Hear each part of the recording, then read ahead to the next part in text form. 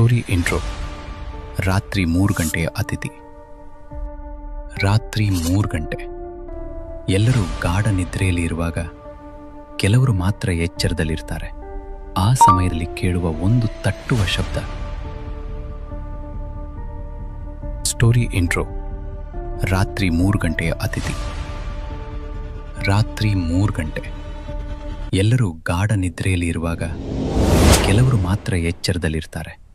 ಆ ಸಮಯದಲ್ಲಿ ಕೇಳುವ ಒಂದು ತಟ್ಟುವ ಶಬ್ದ ನಿಮ್ಮ ಜೀವನವನ್ನೇ ಬದಲಾಯಿಸಬಹುದು. ಯಾರಾದರೂ ಸಹಾಯ ಕೇಳಿದ್ರೆ ನೀವು ಬಾಗಿಲು ತೆರೀತೀರಾ, ಆದರೆ ಬಾಗಿಲಿನ ಹೊರಗೆ ನಿಂತಿರುವುದು ಮಾನವನಲ್ಲ. ಅಂದರೆ ಇದು ಒಂದು ಸಾಮಾನ್ಯ ಮನೆಯ ಕಥೆಯಲ್ಲ, ಇದು ರಾತ್ರಿ 3 ಗಂಟೆಗೆ ಬರುವ ಅತಿಥಿಯ ಕತೆ.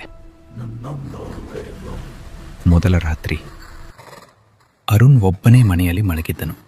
ಗಡಿಯಾರ ನಿಧಾನವಾಗಿ ಟಿಕ್ ಟಿಕ್ ಎಂದು ಶಬ್ದ ಮಾಡುತ್ತಿತ್ತು. ಹೊರಗೆ ಗಾಳಿ ಬೀಸುವ ಶಬ್ದ ಮಾತ್ರ ಕೇಳುತ್ತಿತ್ತು. ಸ್ವಲ್ಪ ಸಮಯದ ನಂತರ ಅವನಿಗೆ ನಿದ್ರೆ ಬಂತು. ಹಠಾತ್ ಟಕ್ ಟಕ್ ಟಕ್, ಬಾಗಿಲಿಗೆ ಯಾರೋ ತಟ್ಟಿದ ಶಬ್ದ. ಅರುಣ್ ಕಣ್ಣು ತೆರೆದನು. ಗಡಿಯಾರ ನೋಡಿದನು. 3:00 MPM. ಅವನ ಹೃದಯ ಜೋರಾಗಿ ತಡಕತೊಡಗಿತು. ಹೊರಗಿನಿಂದ ನಿಧಾನವಾದ ಹೆಣ್ಣಿನ ಧ್ವನಿ ಕೇಳಿತು. ದಯವಿಟ್ಟು ಬಾಗಿಲು ತೆರೆಯಿರಿ. ವಿಚಿತ್ರ ಘಟನೆ. ಅರುಣ್ ಬಾಗಿಲಿನ ಹತ್ತಿರ ಹೋದನು. ತೆರೆಯಲು ಕೈ ಹಾಕುತ್ತಿದ್ದಾಗ ಅವನಿಗೆ ಮನೆ ಕೊಟ್ಟ ವೃದ್ಧನ ಮಾತು ನೆನಪಾಯಿತು. ಅವನು ನಿಂತನು. ಅದೇ ಕ್ಷಣದಲ್ಲಿ ಬಾಗಿಲಿನ ಕೆಳಗಿನಿಂದ ನೀರು ಒಳಗೆ ಹರಿಯತೊಡಗಿತು. ಧ್ವನಿ ಬದಲಾಗಿತ್ತು. ನನ್ನನ್ನು ಒಳಗೆ ಬಿಡು. ಈಗ ಅದು ಕೋಪದ ಧ್ವನಿ. ಭಯಾನಕ ಸತ್ಯ. ಅಕಸ್ಮಾತ್ ಲೈಟ್ ಆಫ್ ಆಯಿತು. ಮನೆ ಸಂಪೂರ್ಣ ಕತ್ತಲೆ. ಅರುಣ್ ನಿಧಾನವಾಗಿ ಹಿಂದೆ ತಿರುಗಿದನು. ಕನ್ನಡಿಯಲ್ಲಿ ನೋಡಿದಾಗ ಅವನ ಹಿಂದೆ ಒಬ್ಬ ಹೆಂಗಸು ನಿಂತಿದ್ದಳು. ಒದ್ದೆಯಾದ ಕೂದಲು, ಬಿಳಿ ಬಟ್ಟೆ ಮತ್ತು ಕಣ್ಣುಗಳಲ್ಲಿ ಜೀವವೇ ಇರಲಿಲ್ಲ. ಅರುಣ್ ಜೋರಾಗಿ ಕಿರಿಚಿದನು. ಬೆಳಗ್ಗೆ ಪಕ್ಕದ ಮನೆಯವರು ಬಾಗಿಲು ಒಡೆದು ಒಳಗೆ ಬಂದರು. ಅರುಣ್ ನೆಲದಲ್ಲಿ ಬಿದ್ದಿದ್ದನು. ವೃದ್ಧನು ನಿಧಾನವಾಗಿ ಹೇಳಿದನು, ನೀನು ಬದುಕಿದ್ದೀಯಾ, ಆದರೆ ಎಲ್ಲರೂ ಬದುಕುವುದಿಲ್ಲ. ಅಂತೆ ಕೆಲ ವರ್ಷಗಳ ಹಿಂದೆ ಆ ಮನೆಯಲ್ಲಿ ಒಬ್ಬ ಮಹಿಳೆ ಮೃತಪಟ್ಟಿದ್ದಳು. ಅವಳು ಪ್ರತಿದಿನ ರಾತ್ರಿ 3 ಗಂಟೆಗೆ ಬರುತ್ತಾಳೆ.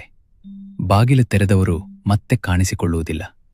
ಆ ದಿನದ ನಂತರ ಪ್ರತಿ ರಾತ್ರಿ 3 ಗಂಟೆಗೆ ಅರುಣ್ ಫೋನ್ ಸ್ವತಃ ಆನ್ ಆಗ. ಆ ಘಟನೆ ನಡೆದ ನಂತರ ಅರುಣ್ ಮನೆ ಬದಲಾಯಿಸಲು ನಿರ್ಧರಿಸಿದನು. ಆದರೆ ಆ ರಾತ್ರಿ ಅವನು ಹೊಸ ಮನೆಯಲ್ಲೇ ಮಲಗಿದ್ದನು. ಎಲ್ಲವೂ ಸಾಮಾನ್ಯವಾಗಿತ್ತು. ಆದರೆ ಅವನ ಮನಸ್ಸಿನಲ್ಲಿ ಭಯ ಇನ್ನೂ ಹೋಗಿರಲಿಲ್ಲ. ಅವನು ಫೋನನ್ನು ಸೈಲೆಂಟ್ನಲ್ಲಿ ಇಟ್ಟು ಮಲಗಿದನು. ಮತ್ತೆ 3 ಗಂಟೆ. ಹಠಾತ್ ಫೋನ್ ಬೆಳಗಿತು. ಯಾವ ಶಬ್ದವೂ ಇಲ್ಲ. ಆದರೆ ಸ್ಕ್ರೀನ್ ಸ್ವತಃ ಆನ್ ಆಯಿತು. ಗಡಿಯಾರ 3:00 M. ಸ್ಕ್ರೀನ್ ಮೇಲೆ ಮತ್ತೆ ಅದೇ ಹೆಸರು ಕಾಣಿಸಿತು. ಅತಿಥಿ ಕಾಲಿಂಗ್. ಅರುಣ್ ಕೈ ನಡುಗತೊಡಗಿತು. ಈ ಬಾರಿ ಅವನು ಕಾಲ್ ರಿಸೀವ್ ಮಾಡಲಿಲ್ಲ. ಫೋನ್ ಸ್ವತಃ ಆಫ್ ಆಯಿತು. ವಿಚಿತ್ರ ಘಟನೆ. ಅಕಸ್ಮಾತ್ ಬಾತ್ರೂಮಿಂದ ನೀರು ಹರಿಯುವ ಶಬ್ದ ಕೇಳಿತು. ಅರುಣ್ ನಿಧಾನವಾಗಿ ಎದ್ದು ಹೋದನು. ಬಾಗಿಲು ಅರ್ಧ ತೆರೆದಿತ್ತು. ಒಳಗೆ ಲೈಟ್ ಆನ್ ಆಗಿತ್ತು. ನೆಲ ಸಂಪೂರ್ಣ ಒದ್ದೆಯಾಗಿತ್ತು. ಆದರೆ ಟ್ಯಾಪ್ ಮುಚ್ಚಿದೆಯೇ ಇತ್ತು. ಹಠಾತ್ ಕನ್ನಡಿಯಲ್ಲಿ ಬರಹ ಕಾಣಿಸಿತು, ನಾನು ಬಂದಿದ್ದೇನೆ. ನಿಜವಾದ ಭಯ. ಅರುಣ್ ಹಿಂದೆ ತಿರುಗಿದನು. ಬಾಗಿಲು ನಿಧಾನವಾಗಿ ಮುಚ್ಚಿತು. ಕೊಠಡಿಯ ತಾಪಮಾನ ತಣ್ಣಗಾಯಿತು. ಅವನ ಹಿಂದೆ ಯಾರೋ ಉಸಿರಾಡುವ ಶಬ್ದ. ಅವನು ನಿಧಾನವಾಗಿ ತಿರುಗಿದನು. ಅದೇ ಹೆಂಗಸು. ಈ ಬಾರಿ ಇನ್ನೂ ಹತ್ತಿರ. ಅವಳ ಕಣ್ಣುಗಳು ನೇರವಾಗಿ ಅವನನ್ನು ನೋಡುತ್ತಿತ್ತು.